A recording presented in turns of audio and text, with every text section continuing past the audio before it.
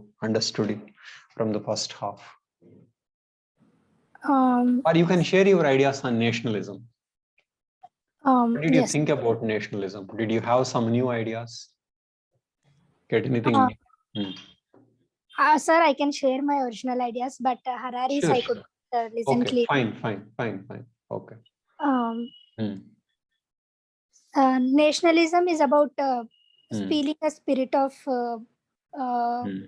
belonging to one nation, feeling that my nation is best or it should be best, and trying to contribute towards that spirit. Okay, my nation is best or should be best. Okay, is best and should be best. Okay. And then you are saying contribute to this. Okay. Okay. Sure, you can define in variety of ways. Okay. Nationalism is, you are saying that nationalism is the sense of belongingness, isn't it? Yes, sir. Okay. Please continue. Sometimes it can also lead to that in-group thinking where other groups of people can be isolated or looked at with mistrust. That is the downside of nationalism. This is out group. Okay. Nation is in group and other nations are out groups. Okay. Okay. Okay. So what do you say? Sir, I also think whether nationalism is an old idea or a new idea, because India was several hundreds of small kingdoms. Only after the British came, politically it became a nation. I'm not sure whether earlier also there was this spirit of India as a nation. And culturally, yes, we share a uniform. How do you say we are not sure? I mean, why are you not sure? Because it used to unite under some empires and then it used to break under some empires.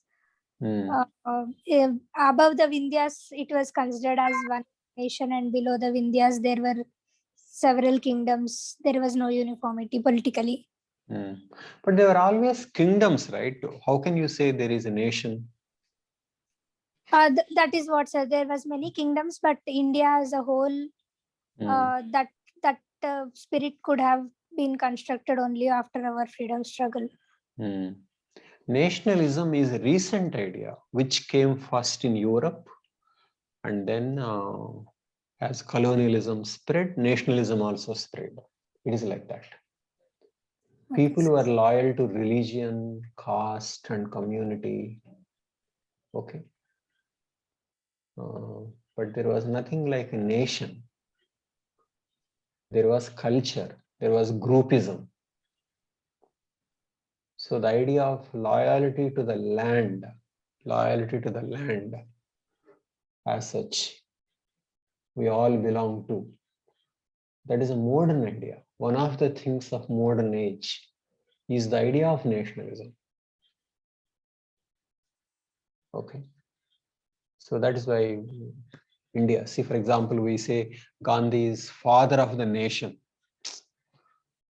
Okay. So who is younger between India and Gandhi? India is younger. Okay, father of nation. So, you know, Congress used to say that India was a nation in the making. India was a nation in the making. They used to say nation in the making. Okay. So it was all about very recent thing. Nation was a recent thing. Okay. Nation in the making. So It is like that. So nation is about belongingness to one territory, sense of belongingness. Whereas a state is simply one law and order unit.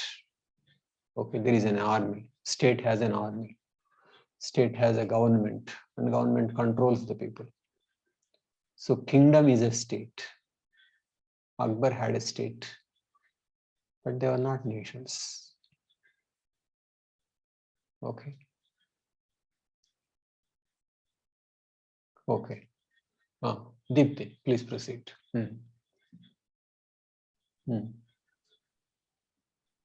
Sir, that is all the thoughts I have, sir. Maybe.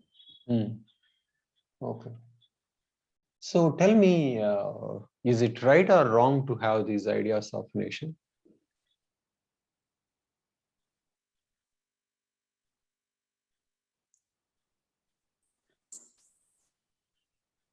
What are your views? Sir, I think it is right because it will keep a lot of heterogeneous population together when they feel they are one nation. Okay. Okay. They feel one. Yes, sir. So, but it could have exclusionary aspects. Just one second. Okay. But what do you say about this outgroup thing? Will they feel one and won't they hate other? Sir, they might hate, but when there is no nationalism, there will be even more number of groups. There will be even more outgroup thinking within smaller regions also. Okay. So you mean to say people invariably have in-group and out-group and there is no escape from this? True, sir, because even within the nation, again, we identify as states, even we identify as religions and castes. So at least nationalism or feeling as one nation will reduce the friction to some extent. Okay. Okay. Okay. And also, what is the alternative? What is the alternative to nationalism? Sir, as Ravindranath Tagore says, internationalism or humanity as one, those kind of ideals will be there, but I personally don't consider that they will be practical. So people will always belong to groups. Yes, sir. So if not nation, they will be Hindus, they will be castes. Yes, sir. And it will be difficult to feel that oneness beyond nation also.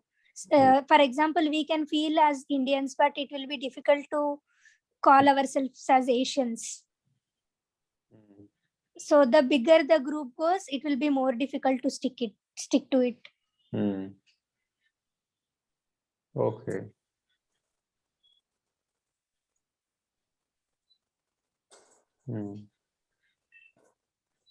Then why shouldn't we have small nations? Okay, nationalism may be good, but can't we have small nations instead of big nations like this? Sir, I think that was what was existing before our colonial era and all that. Smaller kingdoms and people used to feel that they belong to that particular kingdom. So maybe even though we didn't have the words like nation and nationalism, maybe people had their loyalty towards that land or kingdom. So eventually we became politically one nation. So how did we become eventually one nation? Sorry, sir. How did we become eventually one nation? Since all the smaller kingdoms or provinces under British era struggled to get freedom together, we could have become. So the British played the role in creating India. Yes, sir. There won't have been any loyalty to a kingdom because kingdom borders keep on changing. Okay. Yes, sir. Even when we study history, we never heard of nationalism under Akbar or Ashoka. Maybe it was too early to have that idea, or maybe they didn't really feel that spirit. There was nothing like that. Nationalism is only recent, 20th century or before. Okay. It started from Europe. Nationalism is about territory-based loyalty. Territories becoming sacred. Sense of oneness. It all came from homogeneous populations like Germans and Italians, English people. And later it spread to heterogeneous populations, came under colonialism. Okay. So you are saying that in-groups will be there, out-groups will be there. So this is inevitable. That's what you are saying, Deepti? Yes, sir. And somehow that nationalism or unity at the nation level became most feasible. It will reduce more conflicts. Otherwise, there would be more conflicts. That's what you are saying. Yes, sir. If the unit was bigger than a nation, it will be difficult to stick. And if it is smaller than a nation, then there will be too many groups. That's true, but wow. But who to decide what is the size of the nation? Sir, somehow those nobody decided. I think somehow it evolved that one country became one nation. Politically, if there is one country, then that became one nation. That's true, but if some groups don't want to be part of it, then there is struggle, sir. Yes, like we have in Northeast or like Pakistan felt they didn't belong to Indian nation. They were a separate nation.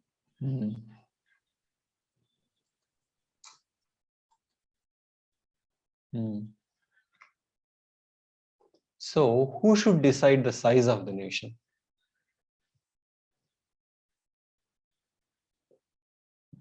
Don't you think people should have a say or majority should have a say?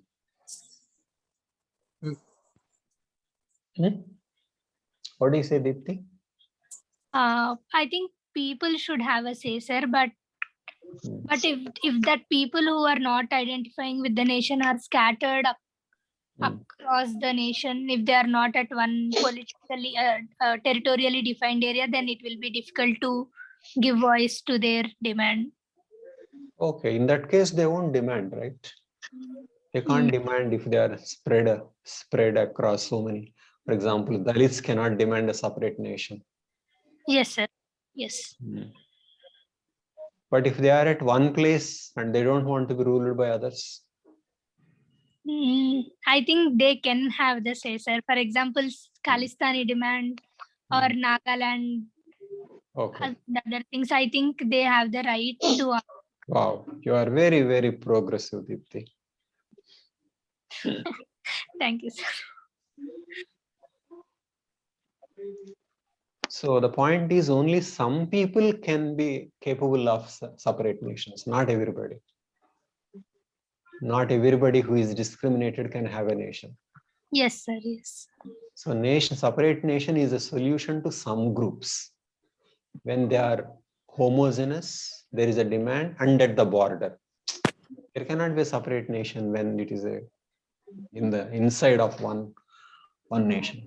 Yes, sir. Yes. So that is difficult.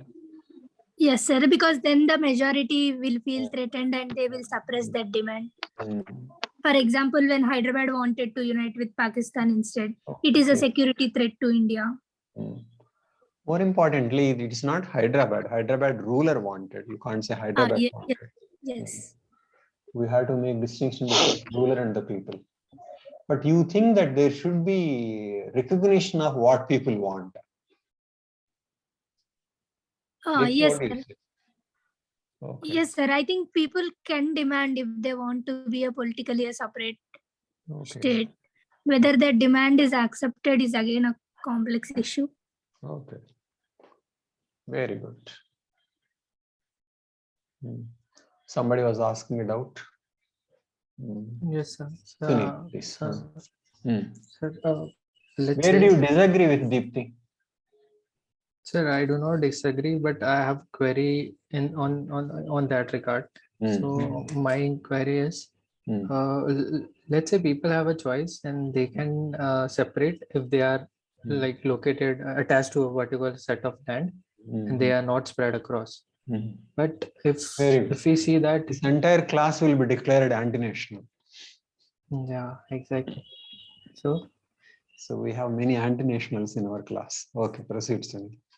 sir, like if that is the case, so let's say we have states across on linguistic basis.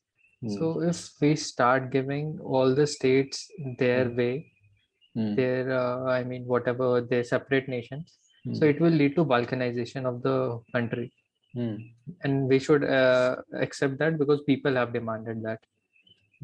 So if that is done again, so people in the on the district level will again demand. So there will be again balkanization. So my concern is when there is more balkanization, there will be more possibility of war and conflicts, and so more devastation. That So is why they will unite. What prevents you? That is why one district will seek alliance with another district. We will all be one. Why do you want to? But then, sir, we are going in two separate directions. One, we want people's demand to be fulfilled. At the same time, we want people's demand You mean to be. say people will not care about their security and only you will care about their security? Why are you worried, Sunil? Don't you think they will know if they become too small, other district will attack? And so it is better for them to be united.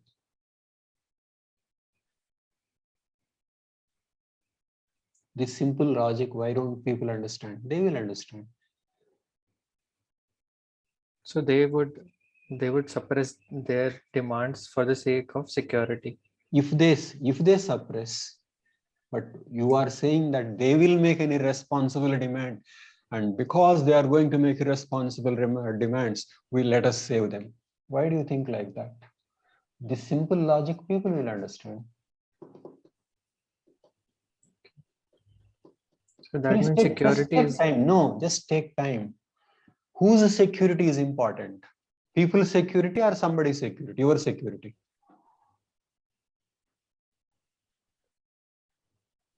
So won't people bother about their security? That is the issue. This simple logic you are saying, people will understand.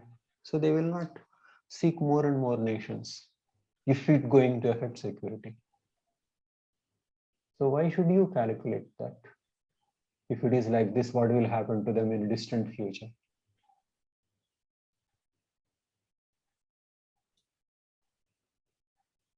Take time, Sunil, please.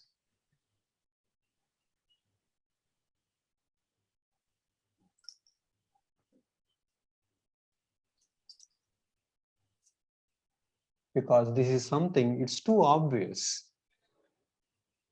Security is something that's too obvious. When one bigger state has a bigger army and one small district doesn't have, that bigger army will dictate terms on a small district. So why will small districts survive? It won't. It has to come to some agreement.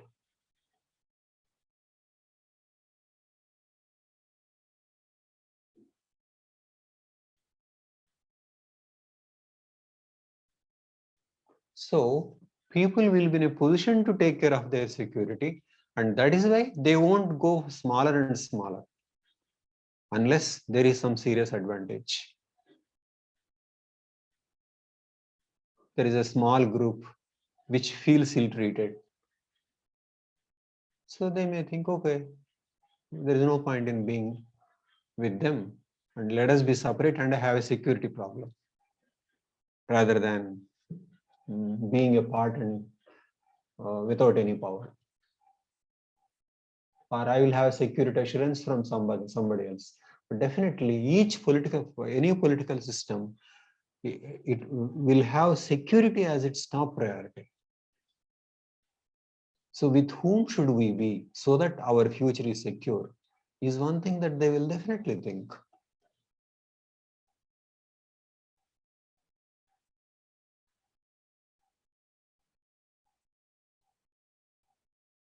Definitely for Andhra Pradesh and Telangana to be separate nations, it doesn't serve any purpose. Because Andhra Pradesh army, Andhra Pradesh Telangana, for what? They just want a separate state, not separate armies. So people will decide, do we want a separate army? Should we really be separated? Or we just want some recognition, some rights? So security problem is not something that they will realize in the end. That's something that they will realize even before they make the request.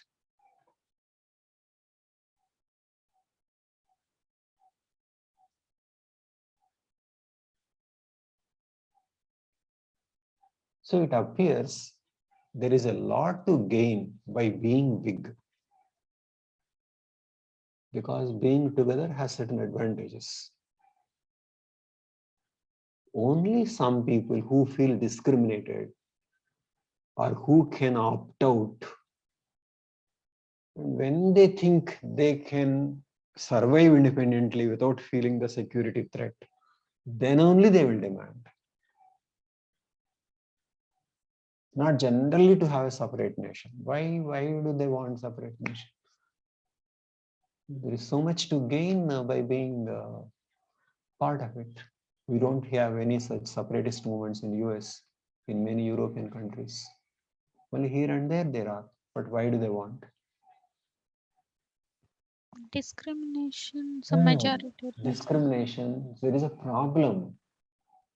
Because of the problem, they want to have, okay, let us be separate and let us look at the security issue.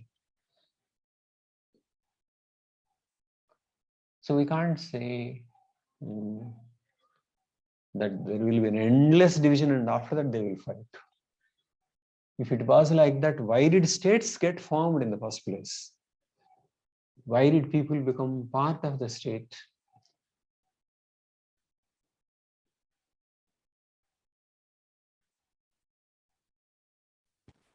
Just take time, because this is the standard argument. What happens in the end? Nothing happens in the end. People will understand that what is the problem. So left to people, what is happening is that some people are uniting. Take for example, Europe. They're uniting. They're not separating. European Union is the result of unification of the nations because they want. And somebody else collapsed, like USSR. Why they don't want? So people seek to form bigger units. It is not only security, economy. There are so many issues when being a part of a larger unit, you get many advantages.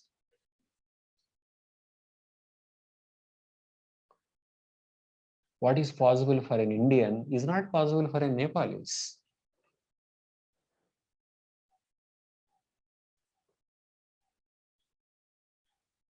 Or a Sri Lankan person. Okay. So why do some people, despite certain disadvantages, don't want to be part of it or a separate nation? Why do they want? So how is this system behaving?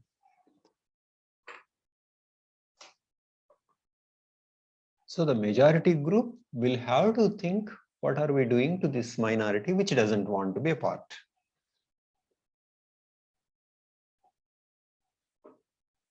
Whether minorities' problems can be solved. Of course, if you are saying, Sunil, if you are saying that just because they want it, then you make a separate nation, is not like that. If the demand is consistent and popular and over a reasonable time. It is not that generally some people want and you make a nation, not like that. But it should be consistent over a long period of time. Like in a divorce, just because if one is angry, suddenly they don't get divorced. There has to be time. So if people consistently over a period of time through referendum want it badly, thoughtfully, non-impulsively, then they have the right. We can't say if you are given, others also will go, and what happens in the end? You will take care of the end. Or when the things are going to be different, things are going to be disadvantages, they will change. They will not seek separate nations. What does Andhra Pradesh get by becoming a separate nation? It is a huge mess.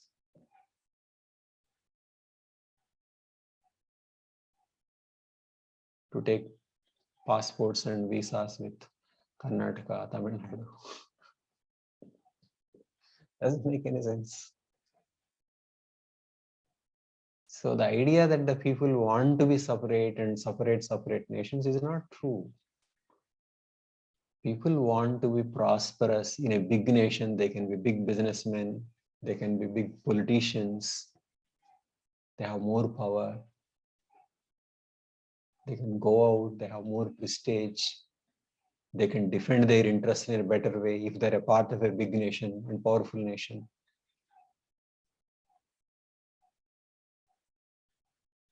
So how do you accommodate people's interest in governance? Decentralization. Nation is not the only unit of centralization. After that, there are the districts and the states. The difference between the nation and all other units is that at the nation level, there is an army. That's all. There are states, there are districts, there can be village level. So much decentralization is possible. So if people are unhappy about the power distribution, there can be decentralization.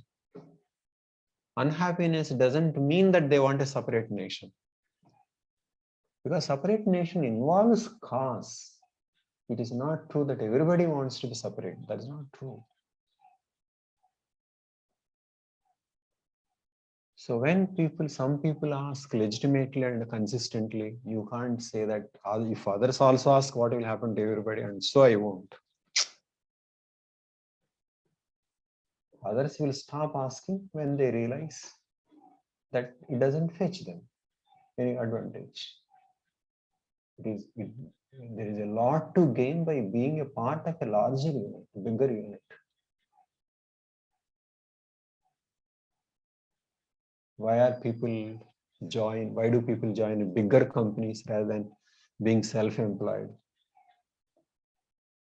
In a bigger company, they are not bosses, but still benefits are more. Higher salaries, many things are taken care of by others. In a self-employed, you are the king, but not many things can be done on your own. So there is a limit to your growth.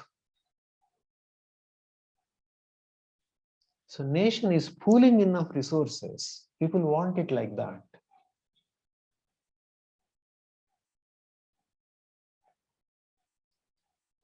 So people want freedom, there is no doubt. But freedom doesn't mean everybody wants to be a separate nation. Every group wants to be a separate nation. It's not true. Just like every person doesn't want to be self-employed.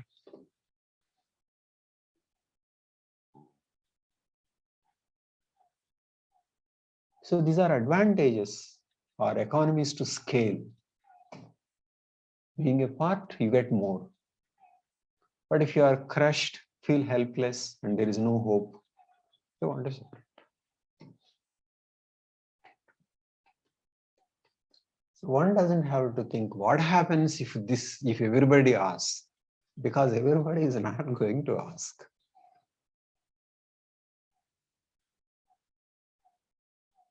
People ask only under certain circumstances. So we need to look into.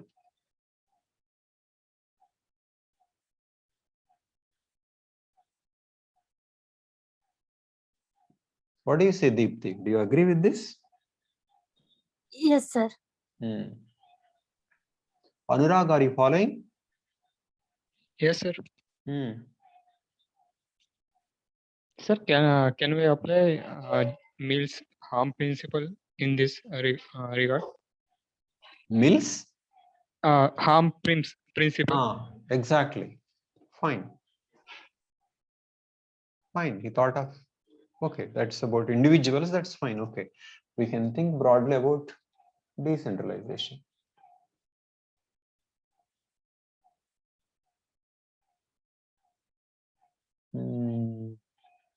Okay.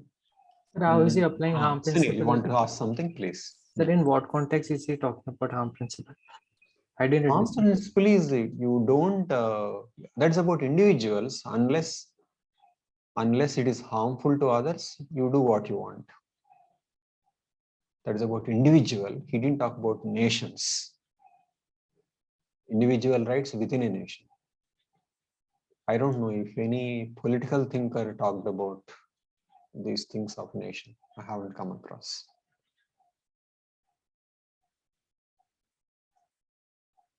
Okay. Sir, one doubt. Sir, if we have 100 quarters and each quarter has similar resources allotted, like each one light, one fan, and one tube we light. have 100 quarters. Okay. 100 quarters, and each quarter has one light, one fan, and whatever, and but it is equally distributed. So let's say if there are 70 people who belong to tribe 1, and there are 30 people who belong to tribe 2. So won't tribe 2 feel that tribe 1 has more resources than tribe 2? And so they would feel that it is the majoritarianism, but it is actually not. If all are equal, and if the elections, if 100 have to be managed, 100 have to be managed, if only tribe 1 is getting elected and he is removing those equality, then the tribe 2 will feel, when are we going to get elected?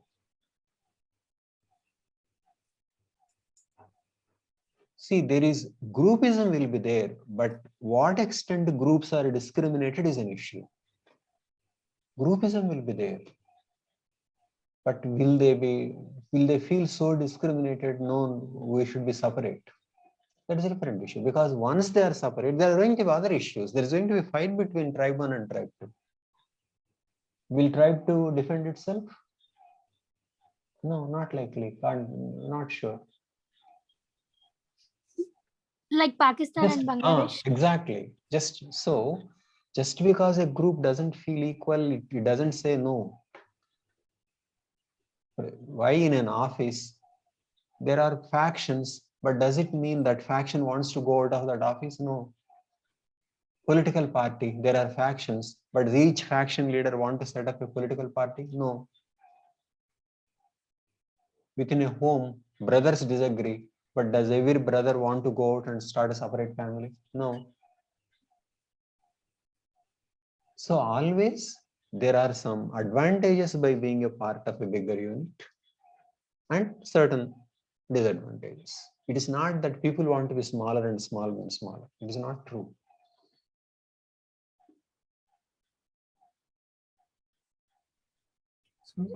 Just 1 second. But remember, whatever be the size of the unit you create, it is the nature of human being that groups are formed.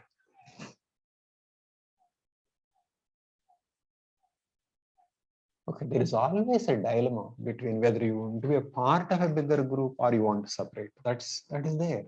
But it's finally a matter of costs and benefits.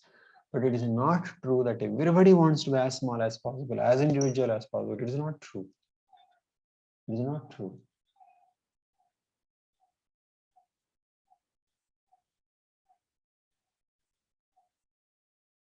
What do you say, Sunil? So that is true. I'm convinced. So my only thing is, if tribe 1 doesn't discriminate, till that time tribe 2 won't feel that it is under majoritarianism, right? Majoritarianism is about how you use first of all, there is going to be discrimination. There is no way to avoid discrimination. But how much is the issue? That's all. How much is the issue and what are the alternatives to tribe 2?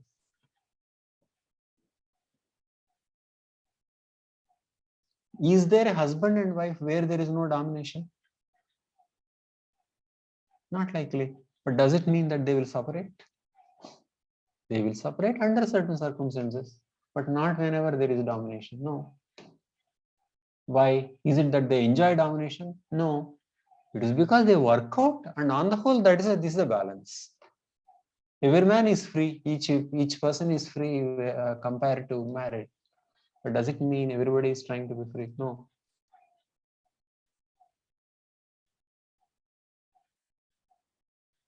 So people want to be part of a bigger unit, and they have some advantages in being free.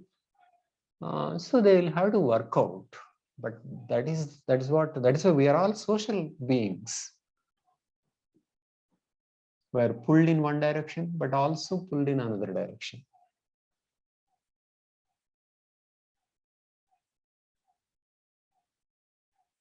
Okay, but what we should do is, whether it is a marriage or a nation, we should have this understanding that any institution is to promote the well-being of its members.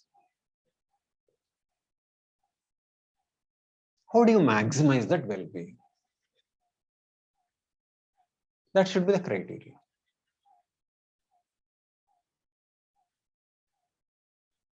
If there is a simple quarrel and then they separate, it doesn't maximize. But if it is a consistent domination and where there is somebody is suffering, then maybe leave.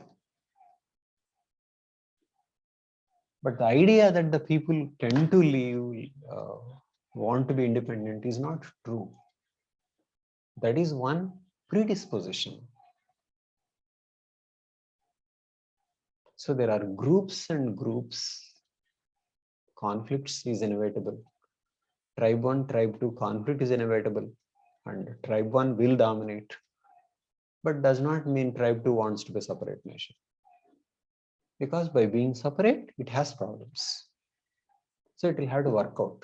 Maybe we can strike a bargain with this. We'll create a better system, better constitution, educate. What do we do? It is like that.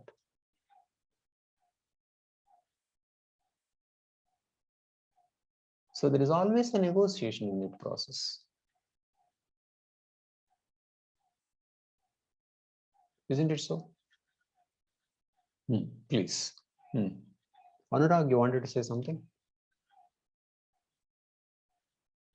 Sir, Harari applies the means Now we concept can. of global Okay, Anurag, after this we'll. Okay, please complete. Yes, given the concept of global governance, because the economy or ecology is becoming global. Okay, fine. So you are not asking a doubt. You are bringing out Harari's ideas. No, yes, sir. I am. No, sir. I am asking doubt. Okay, but you watch Harari's video, right? Yes, sir. Why don't you give me salient points? Okay, sir. First of all, what are his major ideas? What are his major ideas? First, means economy, politics, and employment. He connected these lines. Okay, economy, polity, and economy, polity, and employment, science, especially. Okay, connected. Okay. No, why don't you say first about nationalism? Okay, sir. He said that nationalism means nation is the is just a monolithic idea and not polyolithic. Nation is a monolith. Nationalism is a monolithic idea. Okay.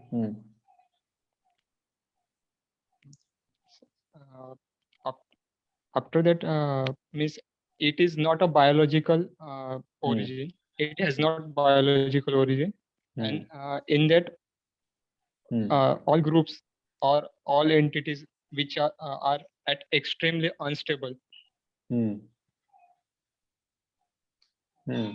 So he said that. No, what did you learn from that? What did you learn about nationalism from his speech? He said that nationalism means. My learning is that nationalism is monolithic idea and it leads to majoritarianism. Okay. But I read before that nationalism is a capitalist idea, and modern plus it comes in the context of secularism.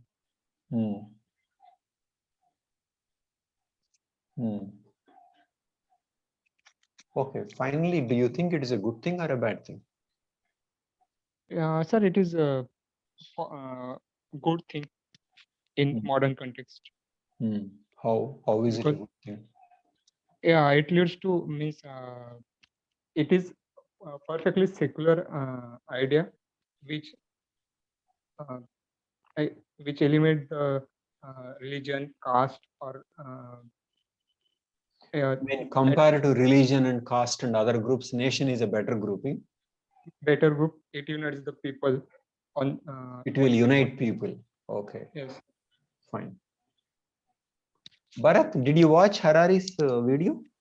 Sir, I didn't watch that video, but I read some of his books. Like one book I Very read. good. Very good. What is the book you read? Sapiens? No, not that. 21 lessons. 21 lessons. No, the other book. I don't remember the book, but I remember the idea. Homogeneous. Homogeneous. 3 books. Okay. Homogeneous. So I think I don't know his views on this. I don't know about his views, but what I view is that nationalism is, you don't need nationalism. My personal feeling is that nationalism is useless in 21st century. Like because there are so many groupings, like even when you go online, there's so many groupings. They're like so many people play PUBG. Like there's so many groupings. There are so many people who love books. So what is this idea of nationalism? Like maybe they share some common interest, but there are also uniting ideas also. Like there are. So I don't think that in 21st century nationalism is disappearing. Like at least in the educated circles. At least the truly educated circles, nationalism is disappearing because it's like casteism. It's like casteism, religion. But what is happening in India? Is nationalism disappearing? No, it's increasing. Like it's increasing. Like in online and in internet, we see all this. Hinduism versus Muslims. There are all these debates going on. So I feel that nationalism is on the rise in India. But it's also declining in certain circles, like because of the internet, it's declining among certain circles, and it's increasing in certain other circles. Rajesh, what did you prepare? Did you watch the video? Rajesh. Yes, sir. What did you learn from Harari's ideas? He's basically talks about this global governance and local governance. Okay. Why not discuss that idea? Global governance versus local. Okay.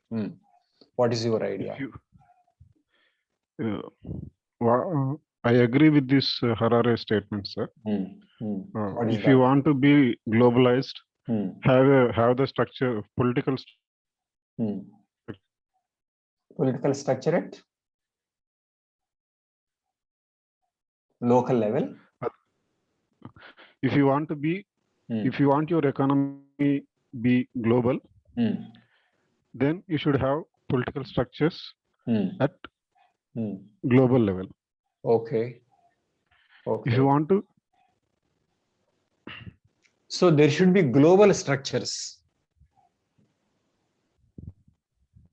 Okay, but what kind of global structures? Institutions. Okay.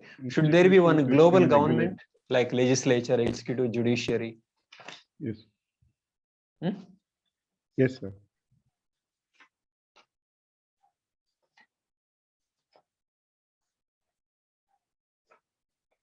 But then won't it be difficult? What kind of global structures do we need? There are the practical problems, sir.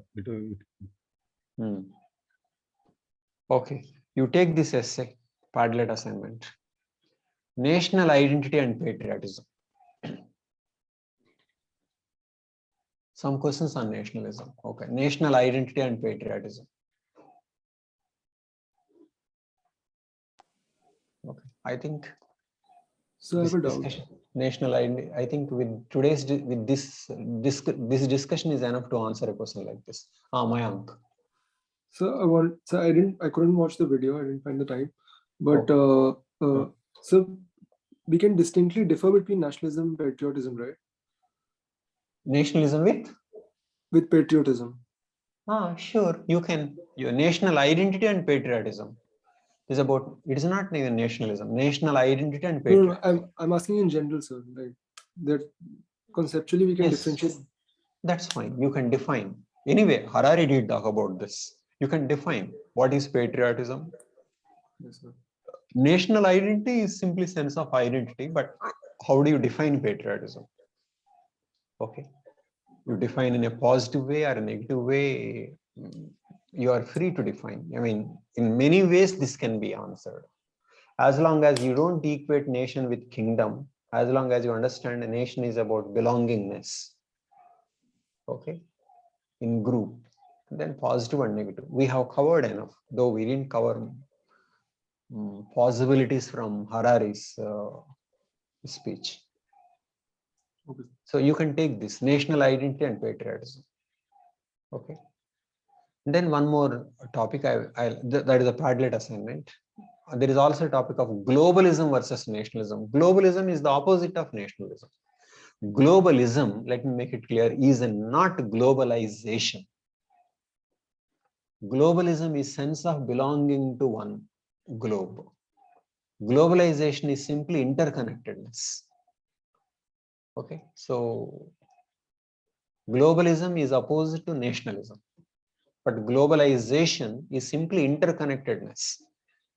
Economic interconnectedness, media interconnectedness, ideas interconnectedness. That is globalization. But globalism is a sense of belonging to one across the nations. Okay, Karim, can you tell me the ideas that Harari said, which we have not discussed? What Okay, ideas? His focus, his emphasis is like we should think we are humankind. It is not about we are citizen of this country or that country. So just 1 second. So he's saying we are human. That is the first thing. But we know that we are humans. How can he say that we should think we are humans? Because though we belong to same species, we have this thing like wars, terrorism, or whatever, many global problems. I mean, many problems like nuclear weapons and attacks. So, a lot of violence between us. What is the violence? A lot of scope for violence among us. So what I'm saying is that how does it matter whether we think as humans or not? Whether we think as humans or not, we are humans only. Like we belong to same planet. It is not like a part of a planet. We should not be focused like this part of land I'm being in. So this is my concern, and we should overcome or why shouldn't we? His main point is that the problems now are global. Nuclear proliferation is global. Climate change is global. Certain disruptive technologies are global. Global problems require a global solution. So the problems are not at the national level. Pollution, climate change. We have reached a position where nations are not in a position to solve the problems at a national level. We are too connected and we are global. So when the problems are global, thinking in terms of national is not the solution. For example, take climate change. All have to act, but if you say developed and developing and why shouldn't I pollute when you have polluted so much, then finally all of us are going to suffer. So he's saying that the problems are of a large scale. These are human problems, and think as humans. The days where you can think of nations and then solve is over. Climate change is one such. He thinks there are disruptive technologies, artificial intelligence, that is one such. Okay, A why more recently this virus, coronavirus, had it been monitored early, communicated early, handled early, WHO played a role, then it would have been different. In fact, there were reports that Bill Gates only submitted to Trump that these were the threats. So if they acted, things would have been different. So basically, one nation's mess becomes the global mess. So we are not able to solve the problems or confine the problems to the national levels. So he is saying there should be a global response. And if you are thinking in terms of nations, you won't solve the problem. That is the point he is making. What kind of global governance is possible? Global governance does not mean at a global level you have legislature, executive, judiciary. There can be some kind of a control system. My solution to which I did in one book is that go for carbon tax and Tobin tax. Carbon tax, everybody pays and it goes to UN. I mean, it's a proposal. I'm making a proposal. Tobin tax is about capital flows. So let UN have some taxation powers. Then UN bodies will be powerful. It is the same UN structure can be empowered. Promote trade, just like WTO, IMF, World Bank, UN. There are already global institutions. Strengthen them. So we don't have to think of what is happening at the nation and think of equivalents at a global level, not needed. And more importantly, Harari is not saying that we shouldn't have nations. Nations serve a purpose. National identity is not wrong. But when the problems are much bigger and when we are looking at only at the national level, we are not able to solve the problems. That is his point. Climate change is one example. Nuclear proliferation. India and Pakistan border clash and nuclear weapons used. Will the damage be confined to India and Pakistan? No. Disaster in Chernobyl happened, but who suffered? European countries. So that your mess is not going to be confined to your borders. This virus is one very big issue, and more viruses are likely to come. So it is time to think, because we are so interconnected, it is time to think beyond the nations and then solve the problems. Okay, and thinking at the level of nation leads to wars. First World War and Second World War. Okay. And then he asks, what is the state of nationalism now? He says state of nationalism in Europe is much, much better. World improved. There is no such strong nationalism in Europe. It's a much more advanced society. Look at the way Brexit happened. So smooth. Czechoslovakia partition, Czechs and Slovaks. So smooth. But think of India and Kashmir. You can't imagine. Nationalism spread to less developed countries and people are very rigid. But in advanced countries, nationalism is less now. Europe is one case. They got rid of this nationalism to a much greater degree. They are more conscious of many things. Okay, so nationalism on the whole is better compared to 1917. Okay, but this is what countries should understand. For example, India should understand.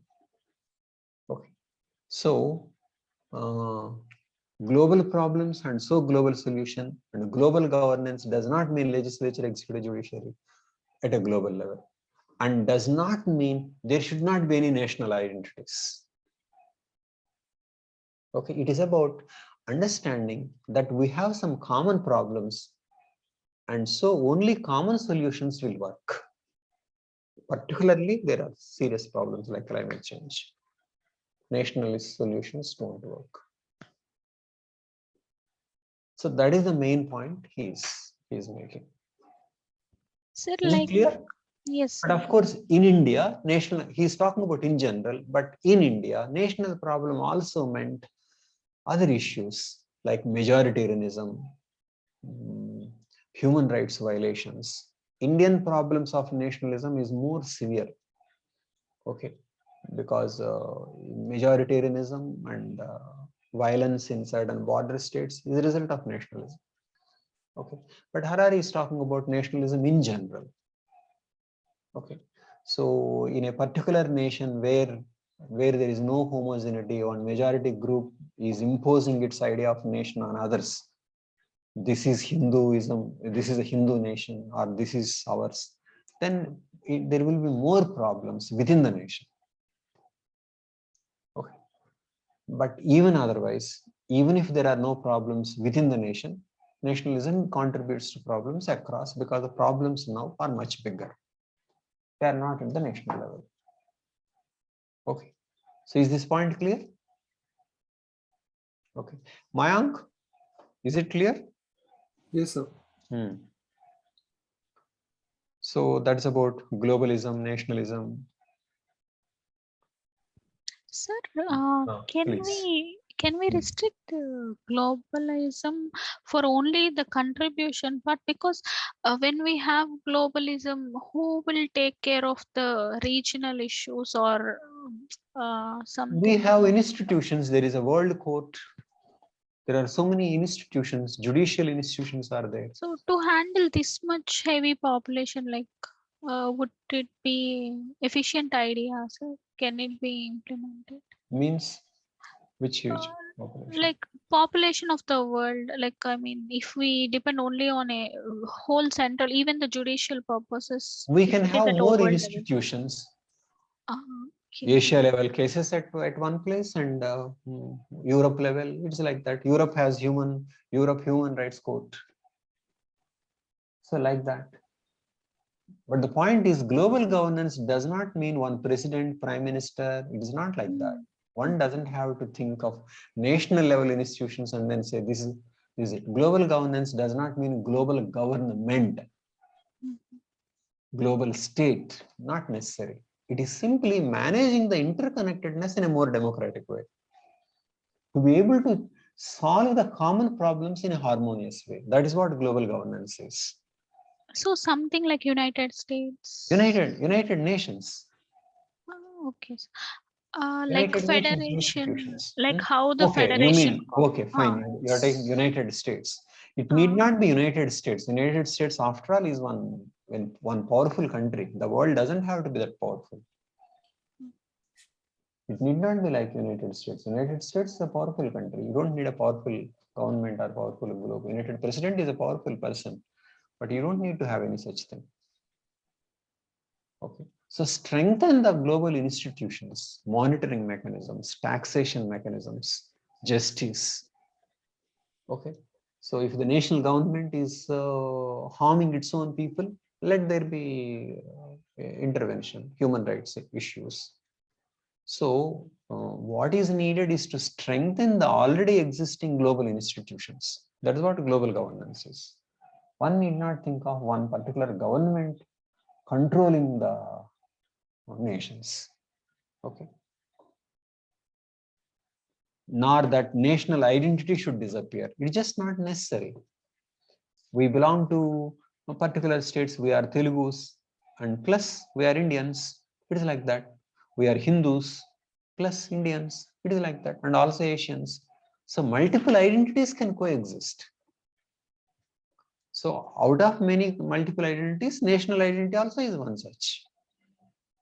So identity can continue. It is like that. So it is a matter of how you manage the interface across the identities, what kind of problems it is leading to. So, but can we say that we are moving towards globalism, because we have even sure, we are moving towards globalism. Even because for environmental issues, we have many conventions. Exactly. That is true. That is true. We are moving. But unfortunately, problems are moving much ahead of us. Problems are moving much ahead of the solutions. So that is why there is a problem. Anurag, you are asking something? Yes, sir. Please ask me. Sir, rather than global governance, supranational Or like European Union will be more effective. Rather than global governance? European supranational entity like European Union will more effective. Exactly. That's fine. Because the global governance will lead to paralysis of execution or like implementation of no, why don't you think European Union is is for continent and United Nations is for the world? It is like that.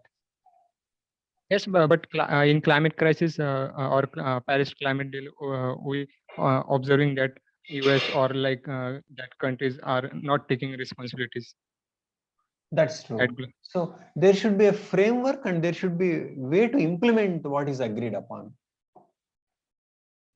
Yes, sir. But like WTO, USA taking more assertive stands.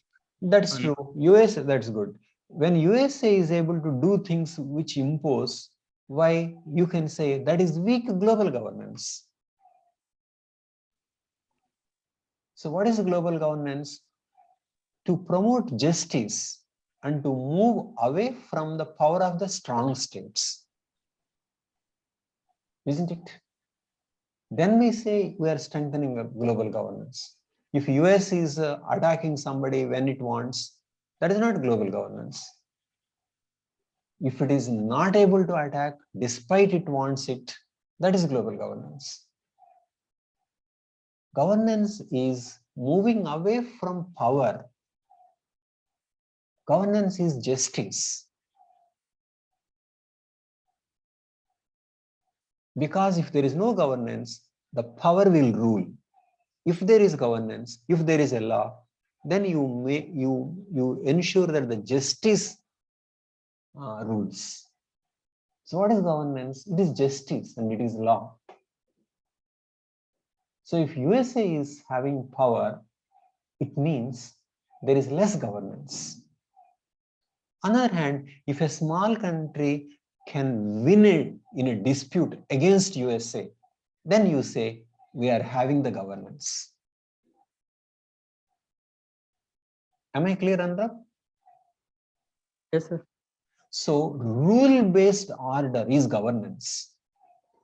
Power-based order is not governance, opposite of it. Because it's power that operates in nature. So how we undo towards justice is governance. Incidentally, we define governance in a highly philosophical way. You can write like this, because this in essence is governance. Sir? Just 1 second. I'm giving you one tip, Mayank. People, you know, civil service aspirants, there is a governance. They just say they don't read enough on governance. What are the books on governance? Governance. So they want to have some books on governance without seeing that everything that they are reading is about governance only. Yes, sir. So coming to examination tip, you know, you just have a wider meaning to a particular concept, then you will write more. On the other hand, if you think governance means some Vision IAS notes on governance, 5 pages, then you won't be able to write. Good, sir. Then you will think, okay, I don't have enough material on governance. What do you have any material? On the other hand, if you understand governance is about rule of law, so what kind of institutions, what behavior is required? If you understand it is moving away from power, then everything is governance. Okay, have a wider meaning. If you have a wider meaning, then you will have a lot of things to say. So Yes, global governance is not global government. Mayank, is my point clear? Yes, sir. Got it, sir. So there are so many questions on polity. Sir, one question. Please. Sir, why should USA join the global governance? Why should? Why should a powerful nation join a global governance? Exactly. Why should a powerful nation join when it thinks that it will have something to gain, it will resist. But when it thinks that it has something to gain, for example, trade helps US. Okay. But if it says that only according to me, many people will not join. But if it promises according to some rules, then others will join. It is like that. But it is in very nature that they don't want. But as others gang up, as others insist, and if you behave fairly only, we will cooperate with you, then USA will listen. Okay. Basically, coming to nation versus globe, we are able to develop certain control structures within the national level. We don't have control structures at the global level. USA is able to do all kinds of things because there is nobody to question. Why there is nobody to question? One very important point Harari knows but not made it very specific is that American president is elected by Americans. But the damage he does is to the whole world. That I would say is the problem in the world. He damages the world, but we don't elect him. What kind of policies of Trump, America offers? It is meaningless policies. If he has to get a fraction of vote from the world, he won't say such things. Their presidents would behave in a more responsible way.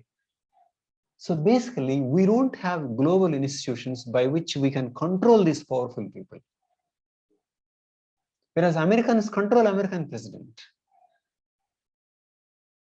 But American president has a role over so much, but only Americans are electing. So that is what is meant by problems became global, but previous structures are working at the national level. You want an American president to manage so many things, taking global interests. He can't take narrow national interests.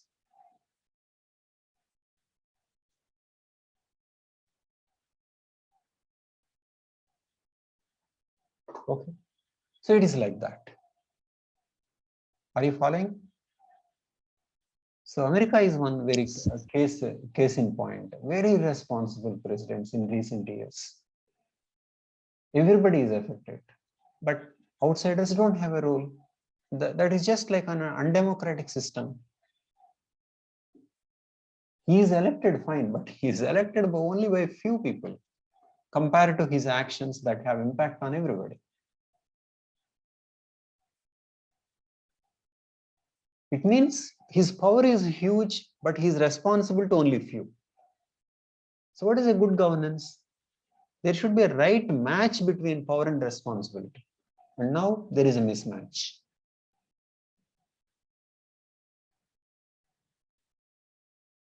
Same thing about nuclear power, nuclear weapons. Outsiders will be affected and they don't have any control. Indo-Pakistan rhetoric, who will be affected? It's outsiders. So how can Indian Prime Minister and the Pakistan army decide to use nuclear weapons or not?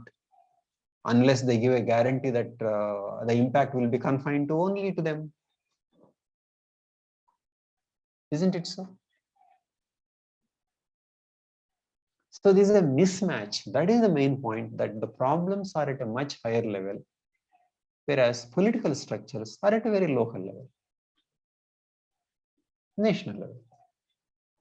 So it is not that the national identity is wrong, but it is that it has a limitation.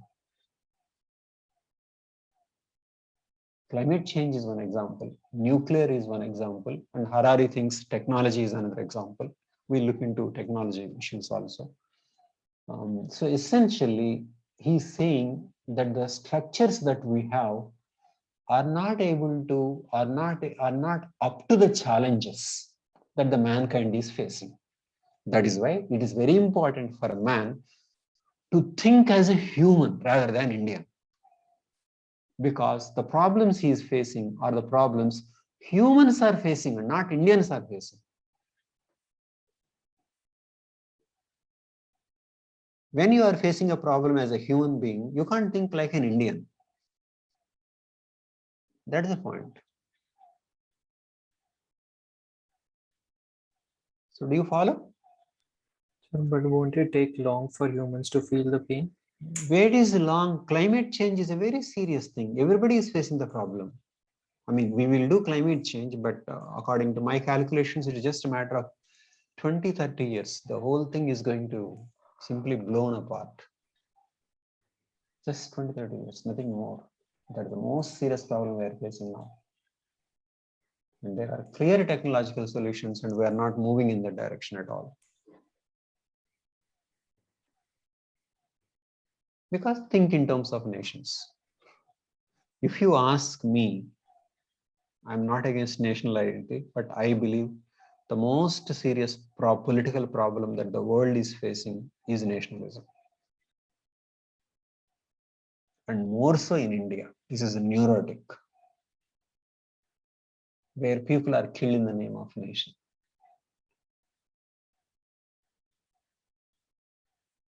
I would say most serious economic problem is GNP and most serious political problem is nationalism. We want to be strong nations, that is wrong, and we want to be increase GDP. That is also wrong. Our goals are wrong. Nationalism is a problem all over the world, but in India it is becoming ugly day by day. Okay. So we will discuss. So these are the issues. Okay. But remember, nobody is advocating abolition of nation. Nobody is saying there should not be a national identity. Not like that. What are Tagore's views? Tagore versus Gandhi. One amazing thing about Tagore is that Tagore, during the anti-colonial struggle itself, Tagore recognizes that nationalism is needed. And he fought with Gandhi on this issue. Gandhi thought, when we are unfree, we should be nation, and after that we should be international. So how can you be global when you are not a nation? But Tagore thinks, why should you be national first and then global? You don't have to belong to one caste and then Indian. So let people develop that universal spirit. That is Tagore's viewpoint. But remember, it is not that Tagore is against national identity. Tagore is against that kind of pernicious nationalism. Was he right? We know he is of course right. Most serious Indian political problem is nationalism now. Because now somebody thinks that if anti-Muslim card doesn't play anti-Pakistan, surely play. If anti-Muslim, people will say no. There will be some secularists who will say no, it is bad. But if it is anti-Pakistan, there is nothing, nobody in India who will say yes, I am anti-nationalist. Now tell me, no.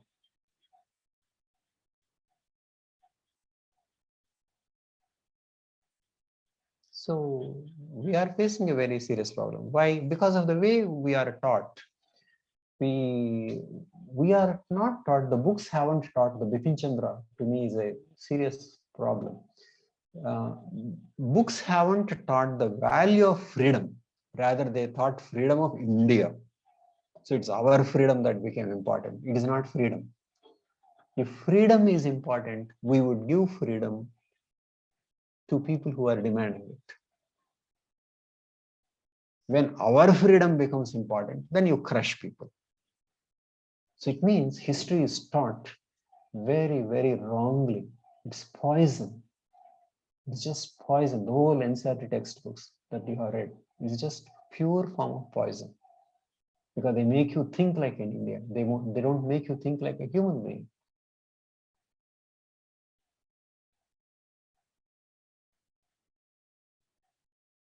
But greatness of India is that between Gandhi and Tagore, they were discussing these issues. So why I wanted you to read Tagore is that Tagore is so unusual.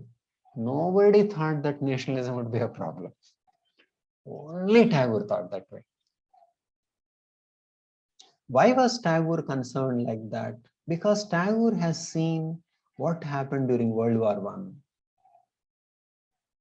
Before Japan, many things that war could do. So Tagore felt many things were wrong. So seeing that, Tagore thought the Indians should not pick up that virus. Okay. So Tagore was far ahead of his time. That's how it is. Very strange. Very strange. Most people believed that nationalism meant freedom, and how can there be any objection? But Tagore felt, if you want freedom, ask for freedom only. Why nation? And if you are asking for freedom, you fight for freedom. And if because you give importance to freedom, you give freedom to others also. On the other hand, if you think nation is important, then you suppress others' freedoms. So it is very unusual that Tagore at that time, when very early stage, Tagore thought these are going to be the problems. And finally, I think these are the problems we have.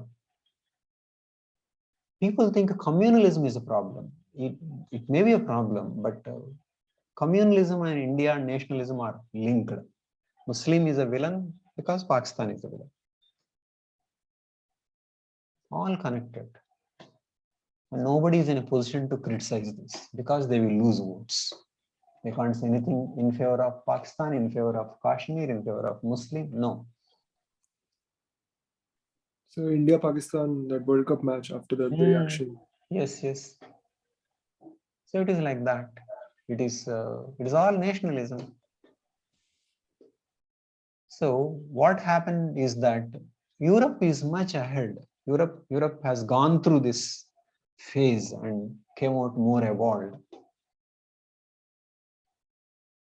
Okay, India should learn from Europe.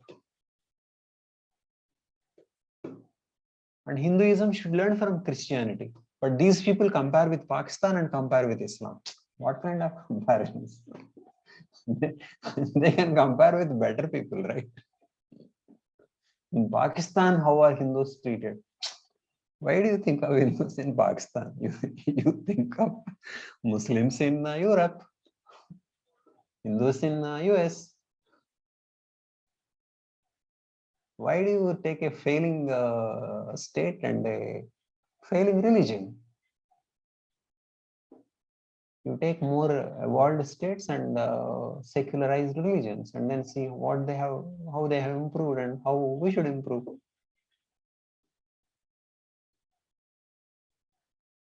Isn't it? Much more tolerant states are there, much more tolerant religions transformed. Muslims feel one and Hindus don't feel one like that. Why do you compare with Muslims? Take Christianity. So, coming to the main point, nationalism in a heterogeneous context can be far worse. That is India's position. Nationalism, even in homogeneous, not able to solve global problems. That is Harari's point. But nationalism combined with majoritarianism, secessionism, and things like this leads to more problems. What is the way out? As given in India's preamble, constitution, secularism, okay, democracy, respect.